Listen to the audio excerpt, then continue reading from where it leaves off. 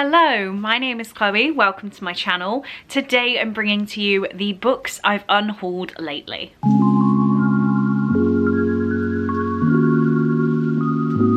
So I have 21 books to talk to you about today, and if you have not seen these videos on my channel before, what I do, rather than do a big unhaul, hold the books personally until I film a video, what I do instead is just make a note of all of the books that have left my collection and let you guys know whenever I've got a full page of notes. And that happened this morning, which is perfectly timed for me to get this video filmed and scheduled up for when I'm having my little YouTube break this month, which is nearly ended. I will be back on Tuesday. So if you see a photo of the book on the screen, that means I've already actually had it leave my physical collection, whether that be sold on Vinted, handed over to a family member or friend. I don't actually have them anymore. Starting off with The Family Upstairs by Lisa Jewell.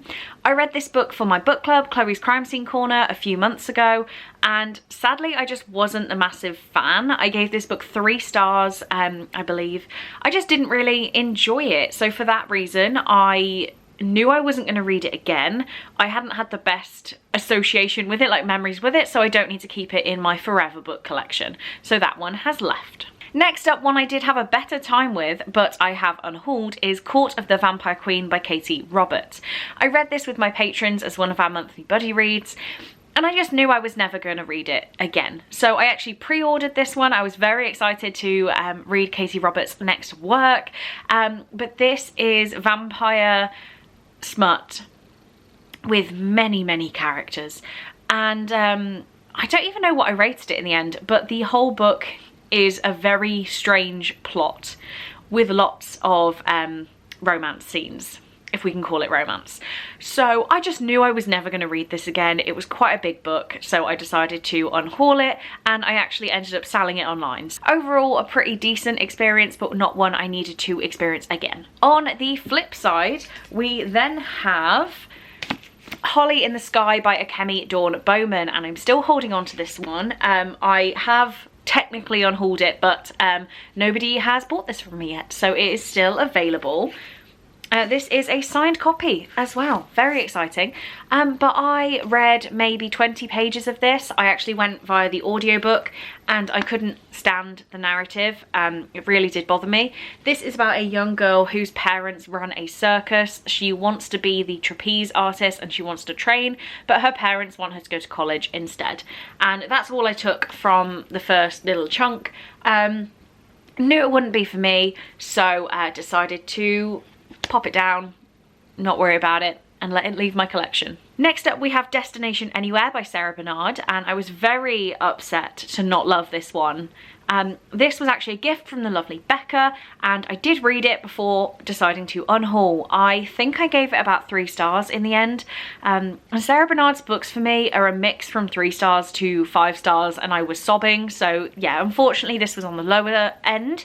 But this is about a girl who is not happy with her life. She's 17 and she ups and decides to get on a plane to Canada and go on a little road trip experience to find herself. This is another one where I just didn't really love the narrative, so I have unhauled after reading. I wasn't going to read it again, and hopefully whoever ended up with it has a good time. Next up, we have An Unwanted Inheritance by Imogen Clark, and this was a book I received for a tandem read-along. Unfortunately, I wasn't a massive fan of this book. This is about a family who the father dies, and one of his daughters-in-law finds a lot of money in cash under his spare bed, and the whole book is deciding what to do with this money. There were some interesting talks about family dynamics and relationships, but the whole inheritance piece and talking about paying tax and things like that, if you are unaware, I'm a chartered accountant, and it was just, I didn't like that part. I really didn't. For many reasons, which I will discuss with anyone as boring as me. But my personal enjoyment was hit by that, so I unhauled. Next up, a contender for the worst book of 2023, I'll be surprised if anything beats it, is The Wyford Code by Janice Hallett. I really did not like this book. I loved the appeal. I think I gave it 4.5 stars. I have the little collector's edition and everything. Really loved it. And I've heard amazing things about the Alberton Angels book, the new one. But this being number 2, genuinely, this sucked. In my professional opinion, it sucked. I don't even know how to describe this. It is told in audio files, and it is about a man who comes out of prison. When he was a child, there was a teacher who went missing, and it's related to these books, which you can tell are supposed to be Enid Blyton, but they're not Enid Blyton. And he's trying to solve a mystery. He's trying to, Edith Twyford is the author, and he's trying to solve the Wyford Code. I really didn't like this. Next up, What Lies Between Us by John Mars. Part of me still can't really believe I got rid of this, but it's fine, I can justify it, and I cannot keep every book I read. So this was one of the Chloe's Crime Scene Corner books again, and I think I did give it 4 stars. I did enjoy it. I was excited to read this book because I absolutely love the one. You can see it hiding down here, and I was very excited to read another of John Mars's books. This is very disturbing. It is about a woman who is keeping her mother up in the attic of her home, chained to a bed, and she's not allowed to leave. So the whole book is working out the story of what the mother did, if the daughter is quite okay, to be honest. And I unhauled this because I did guess every plot point, which is fine. I did enjoy the book still, but I just felt like I wouldn't read it again if I already guessed the twists on my first read. I'm not going to then pick it up again because I will definitely know the twists, if that makes sense. So I unhauled it. Next up we have Immune by Philip Detmer, which is the tandem read along I did with the live show and challenge video and all that good stuff. So I will link that down in the description in case you're interested. But I did decide to unhaul this book. I knew that I wasn't going to read it again, and I gifted it to Crazy Mal's son. I gave it to him because Mal asked if it would be good for him to learn at home, and I said I'm sure it'll be great. So he has had that book, and hopefully he finds it really interesting and funny. I knew I wasn't going to read it again, so yeah, it's gone to a better home where somebody can hopefully really learn from it. Next up I had Salt and Sugar by Rebecca Carvalho. I think I've completely made up that last name now. It sounds about right, but it will be on the screen for you. This I had an ARC from Harper 360 YA, and I did enjoy it. It was perfectly sweet. But I did actually have a girl at work who had put it on her Goodreads, want to read, so I took it into work and passed it over to her. I felt like that was the best use of an ARC because I always have a couple ARCs here that I'm trying to get rid of. So yes, I really hope that she'll enjoy it. Next up we have Emmy and Oliver by Robin Benway. I read this one last month, and yeah, it just didn't really do that much for me, so I don't think I need to keep it for the rest of eternity. I gave this book 3 stars. I'm not going to read it again. It's about Emmy and Oliver, clearly, who were friends as kids, but then Oliver's dad kidnaps him and he comes back, say 10 years later, I don't actually know how long, and he is clearly a different person now, so they are reforming their friendship. I did like this book, but in typical Chloe fashion, it was fine, and I'm not going to read it again. Next up we have Words in Deep Blue by Kath Crowley.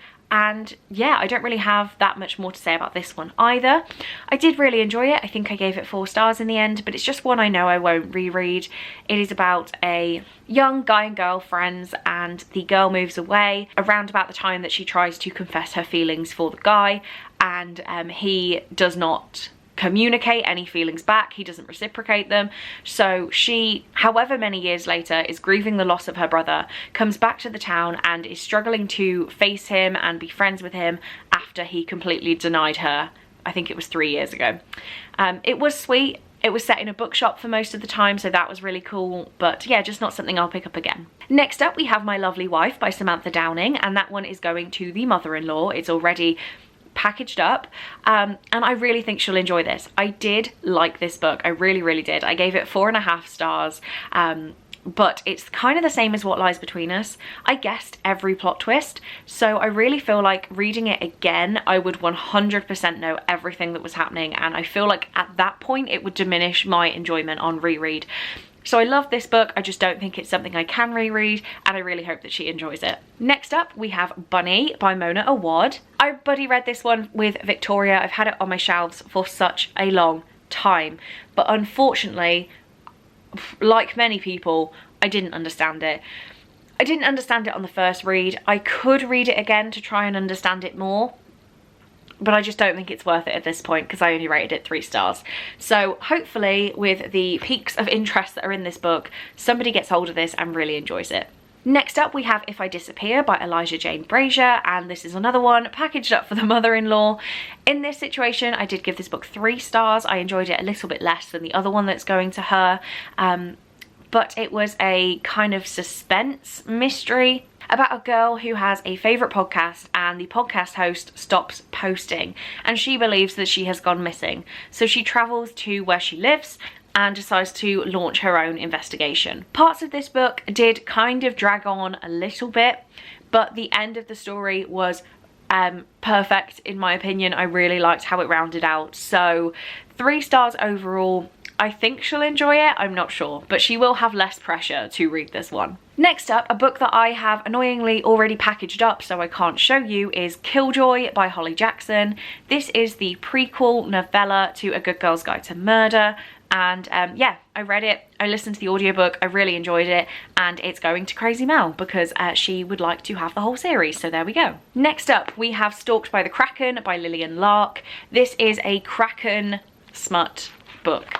And it took me a while to decide to unhaul this one, but I decided that I've experienced the Kraken and the tentacles.